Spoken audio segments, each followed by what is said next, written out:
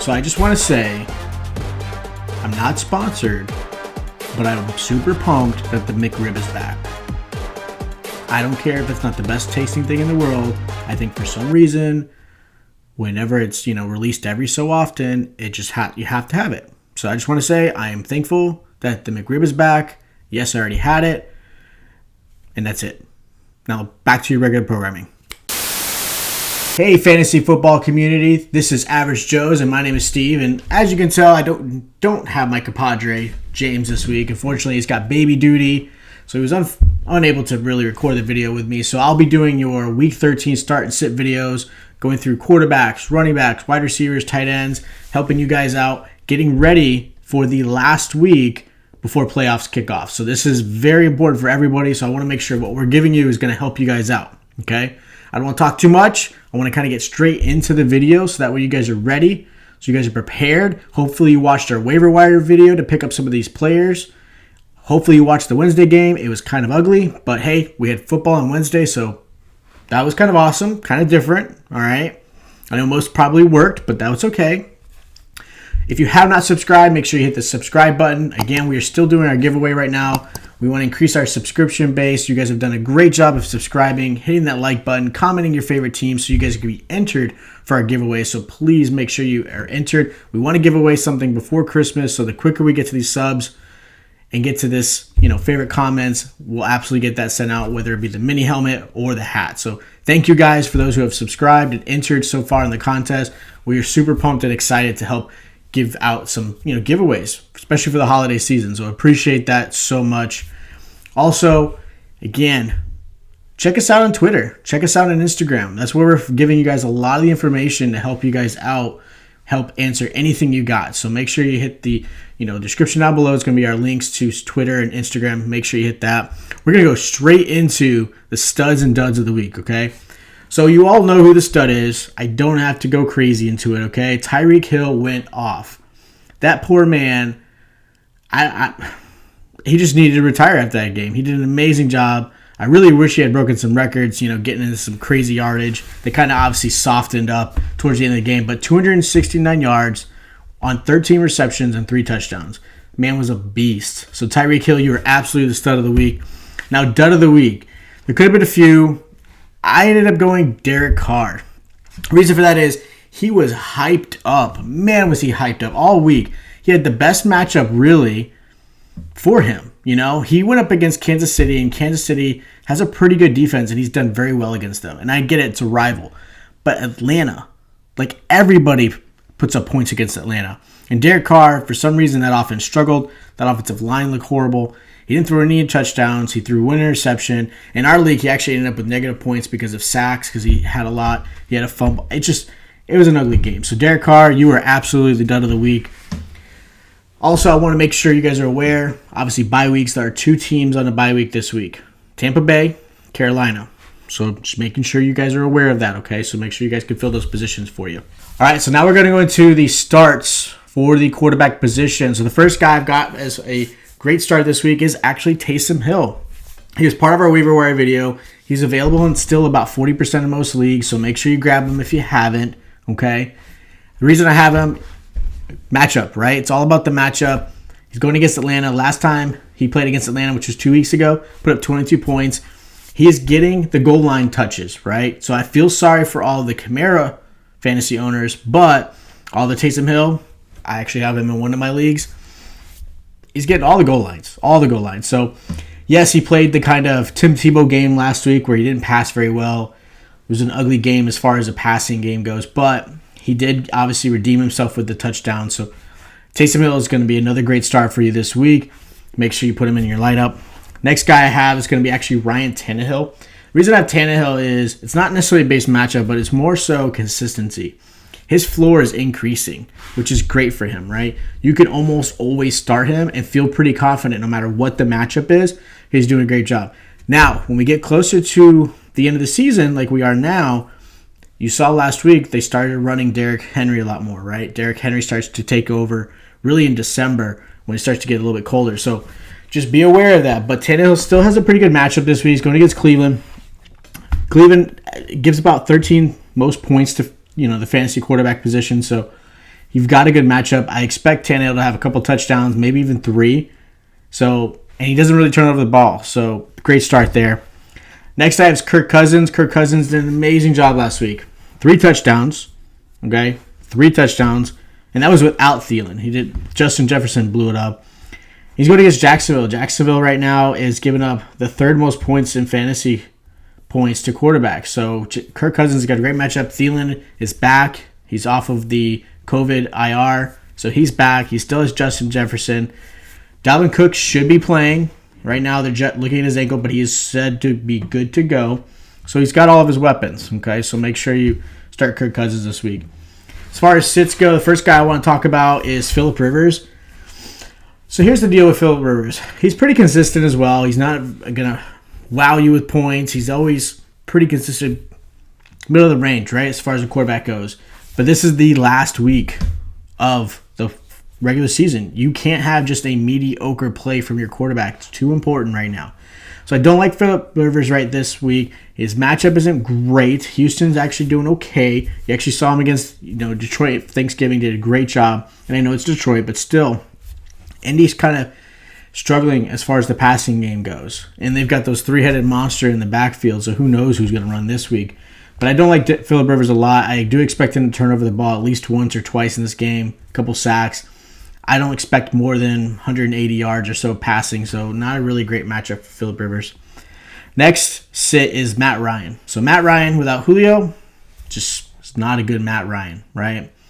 And there's a good chance that Julio Jones is still out this week. So without Julio Jones, Matt Ryan is somebody I absolutely do not trust. And he's going against New Orleans.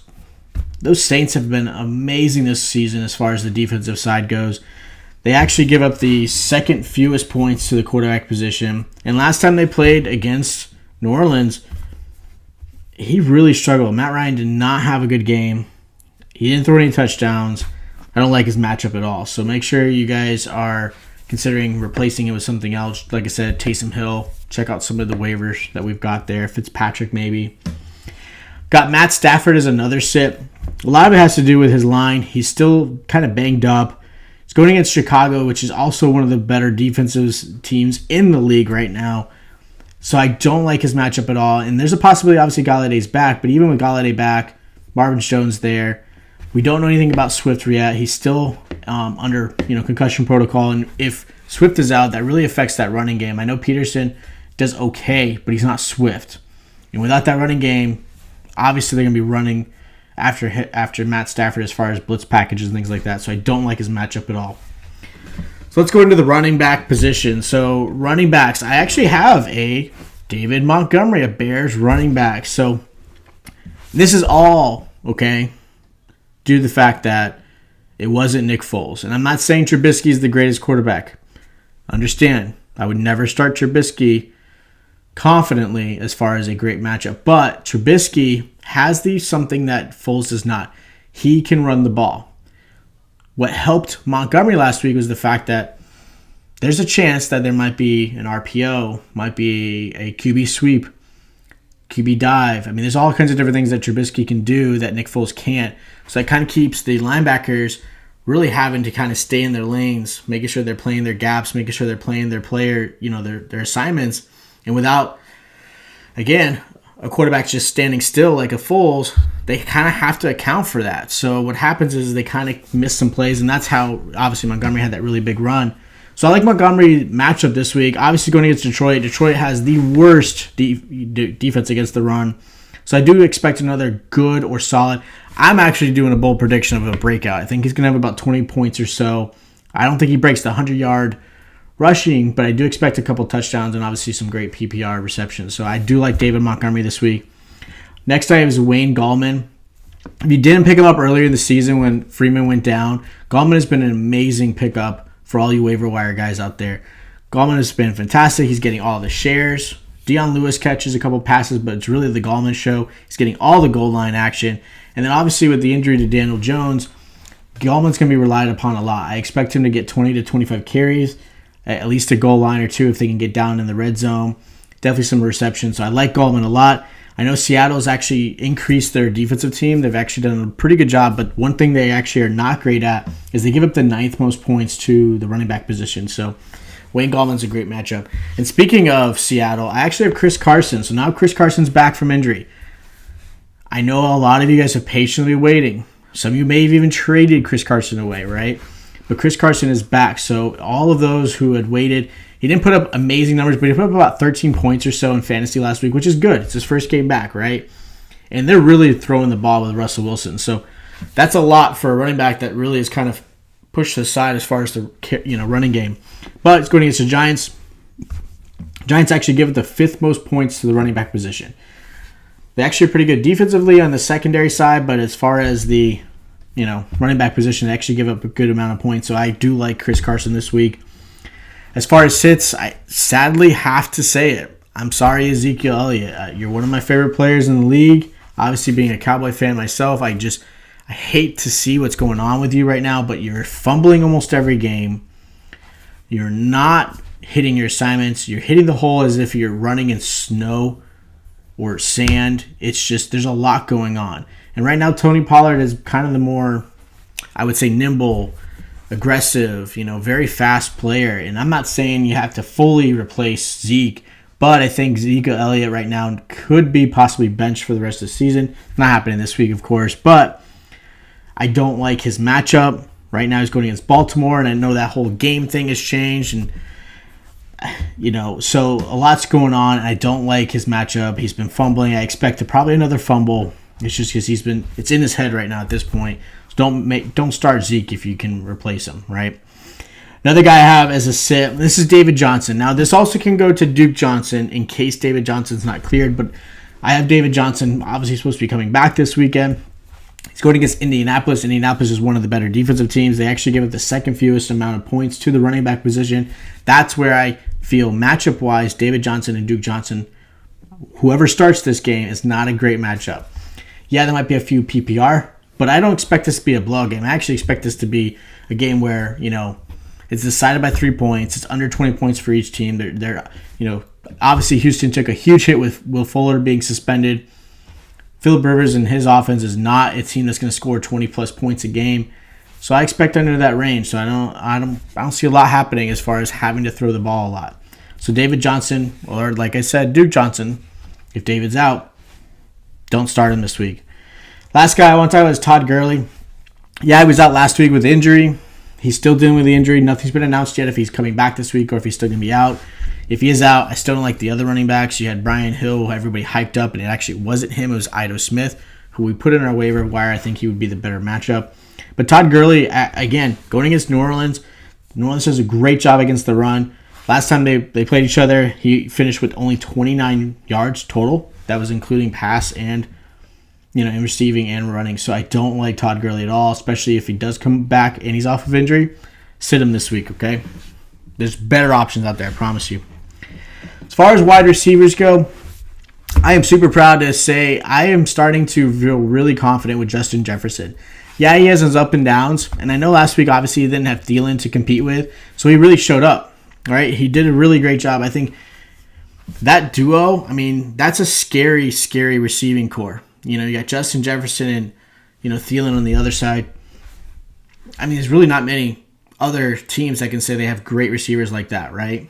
Maybe the Cowboys, maybe the Seattle Seahawks, but there's not many. So I like Justin Jefferson a lot. Going against, look, Jacksonville struggles, right? And so I think they're not the worst, but they give quite a bit of points to the receiver. Even with Thielen in, I expect Jefferson to have a good game.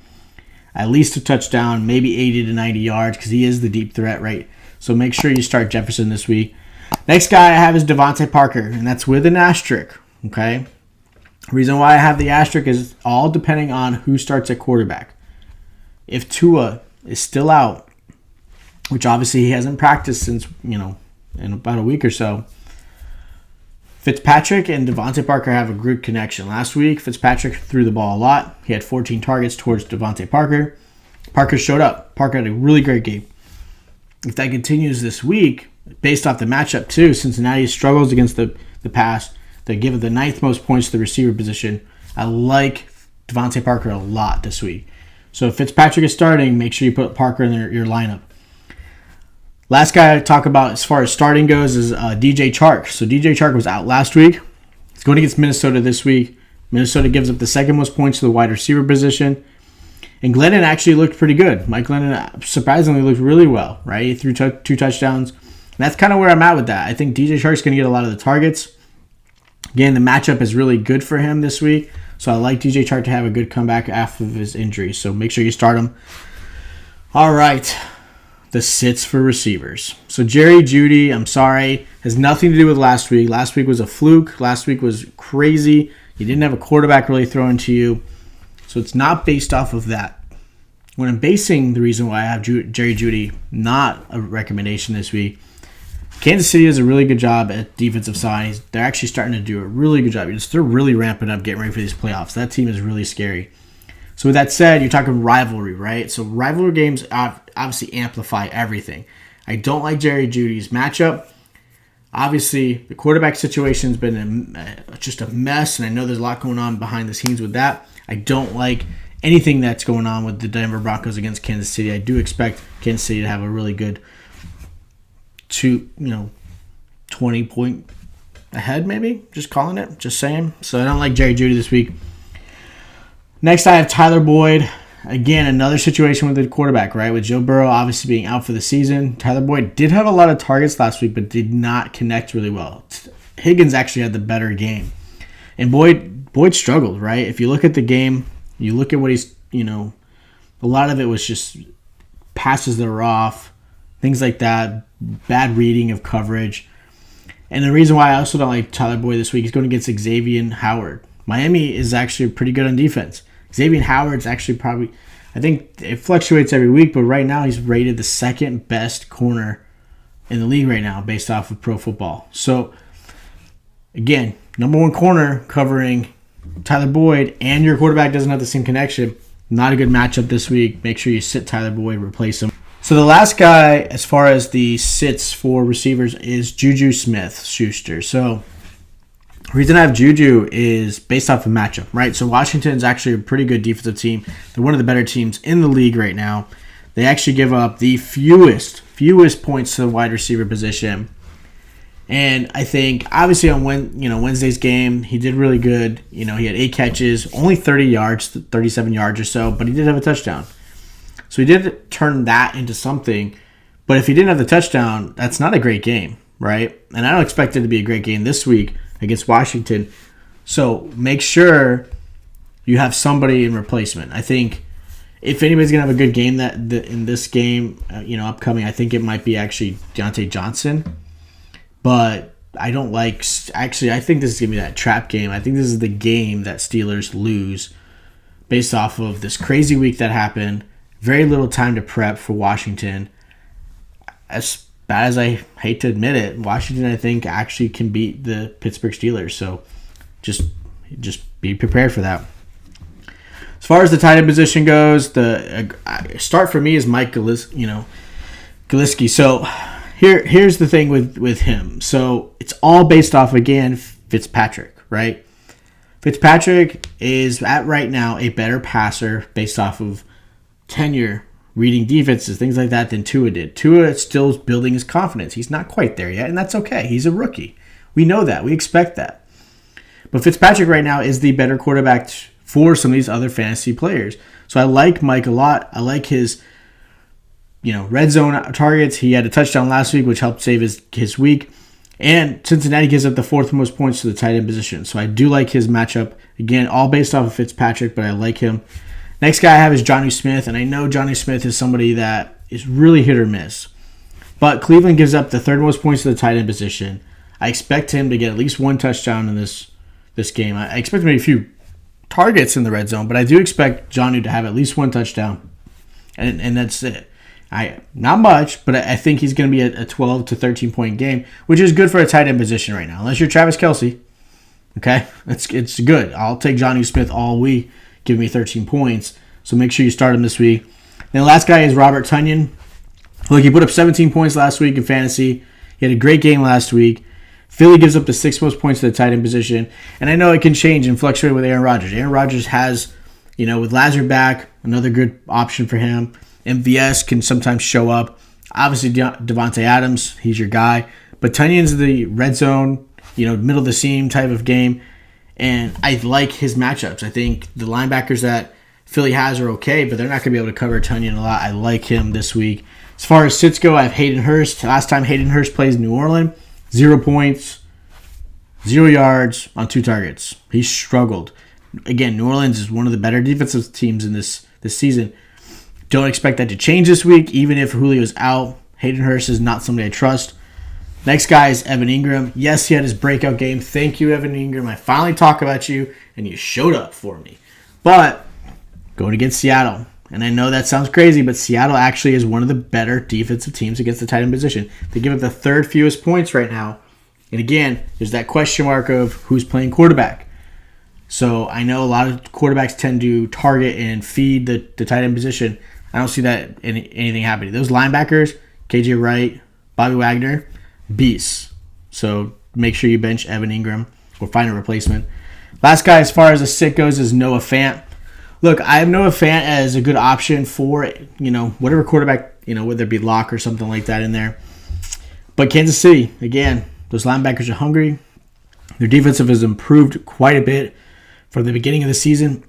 So I don't like the matchup. It's, again, a rivalry game. I expect Kansas City to have a big blowout. I know a lot of those quarterbacks want to prove what happened last week. They kind of want to get back to it, but Noah Fant's not the guy who's going to get them. So, any points. Notable starts, I've got Cam Newton at quarterback for the Patriots against Chargers. Chargers actually really struggle. I like Cam a lot. I expect at least a touchdown pass and a goal line touchdown. I do expect him to clean it up. I know he struggled last week, but I do expect him to clean it up this week. Got Ryan Fitzpatrick again if he starts, going against Cincinnati, who's given up a lot of points to the quarterback position. I like him a lot. He wants to prove that he should be the guy starting the rest of the season. I like his hunger. Fitzpatrick's a great one. Then I got Derek Carr. I get it. He was our dud of the week, but Derek Carr's going against the Jets. I know he was going against Atlanta last week. It's not going to happen twice, okay? I'd like Carr this week, okay? Couple notable position for running backs. I've got Miles Sanders. I know he didn't do well last week, but I like him a lot this week against Seattle. Seattle actually gives up a lot of points to the running back position, whether it be rush or PPR. I've got Gio Bernard. Miami, actually, the one weakness is against the run. Gio Bernard still is the number 1 running back for them, and they're going to need him to really carry the ball and really kind of take hold of that offense. So I like Gio. Then I got Raheem Mostert. Buffalo's kind of hit or miss. They're kind of middle of the pack when it comes to the running back position as far as points go. But I do like Mostert. I think he's going to start. You'll see those increases as far as, carries and receptions and things like that. So I like him a lot this week. A couple notable receivers. I've got Robert Woods against Arizona. Arizona's kind of near the bottom of the pack when it comes to covering the receiver, even whether it be Patrick Peterson or not back there, it doesn't matter. I like Robert Woods. Henry Ruggs, again, against the Jets. This is going to be the week. He's going to have a good week, okay? So make sure you start Henry Ruggs. Then Jarvis Landry. Tennessee is struggling. Jarvis Landry is getting all the targets right now. Baker Mayfield's going to at least give him 8 to 12 targets this week.